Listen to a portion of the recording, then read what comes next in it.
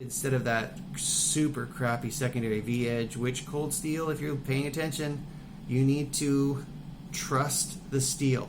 If 1055 can do it, if 1055 can do a relaxed grind and be a real slicer, CPM 3V is so up to the task. So it's relaxed as far out as is reasonable. That's why the finish is gone. And then polished to a scanty grind. The other thing I would say, cold steel, is just a little tip on your website. Chisel grind, no. This is not a chisel grind. This is a partial, a half flat, or a flat grind.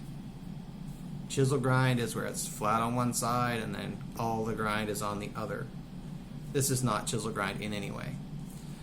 So, you might want to update your website so that people won't be afraid that this is a chisel grind, which it really isn't. And frankly, once you lay this thing out, this thing feather sticks like a monster. Like, it's just so good with the edge altered. If anyone is to check out my video, I'd be super happy to know how I can replace the black coating. I've tried a variety of bluing techniques. CPM 3V don't care about your bluing compound, but that's what you get. It just cleans it even more. You mustard, vinegar, CPM 3V don't care. It's just going to be shiny. But I would love to black it back out so that I could enjoy that black aesthetic again. However, for performance over form, whoops, I knew it was going to happen. Subsequent to that, I was saying to my son, who is super blessed to know what a fantastic young man he is. I was talking to my son, and he said, he says, you got a lot of knives. I said, well, yeah. I said, but really, I've got a couple of knives that I've owned for a while, and then I've got a couple of knives that are really grail pieces. This is a holy grail knife for me. Because, like I said, in the early 80s, I was in love with the what do they call it? The Recon Tanto with the brass hardware. What a piece. And then this came out. And I love that tactical, blacked out aesthetic. And they came out with the Warcraft, and I was like, oh man, I have got to have that knife. That is the Ferrari Enzo of knives. That is just the absolute grail knife. And it's so much better in hand than it ever was on the website. I am telling you, you gotta. If there's that piece out there for you, just save your pennies. You're an adult. Make the sacrifices and get yourself a piece of this. Wow. But he said, is there another knife that you'd like to have? I said, well, a 5-inch Warcraft would be awesome too, because then you can EDC a fixed blade. Not really. 5 inches probably still too big at EDC, but whatever. Especially in an office, but I'll digress. He says, well, what else? And I said, I've been looking at the Recon 1 for a while, and maybe when I bought my Voyager, I should have manned up.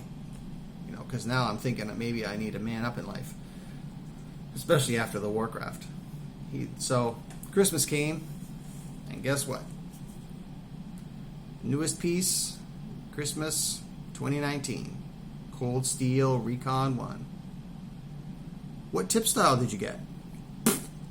The only tip style. Tanto. This is the S35 VN. Is the CTS XHP better? Everything says yes. Marginally better. Do I wish that it was the XL? Well, you can't get the XL, trust me. We tried. But, you gotta have that one knife you just can't get. But what a piece this is. G10, S35 VN, ditch the enormous thumb stud, fix the clip without damaging the paint, which thankfully all those years in cycling allowed me to do. Thank you, Lord. And what a machine. It's crazy solid lockup. Just got that. I mean, that is a ridiculously nice knife. Inverted. It's almost more comfortable in the inverted hold than it is in the traditional. You can choke back on it, which is the way Lynn Thompson's designed it, so you can get that extra inch of knife fighting capability. Ay, ay, ay. I will tell you, this grip position works great if you've got to reach a box of Kleenex that's on the very top shelf at the grocery store, because you can just kind of reach up there with the extra length, because I'm not the tallest person in the world, and flick those boxes off the top shelf. So Lynn Thompson, thank you for this extra inch of grip space. You're the man. But yeah, so that's the width and breadth of all of my crazy collection, starting off with the 10 years old, finds a knife on the road. Now, I found lots and lots of other knives on the road. None of them survived as well as a Victorinox. This one would still be going strong in my pocket if I just absolutely wasn't afraid to lose it, because it would break my heart. And then. I had a bunch of other knives that I might have showed you if I had kept them, but lessons learned. What are you going to do? We've all bought those knives that just weren't up to the task.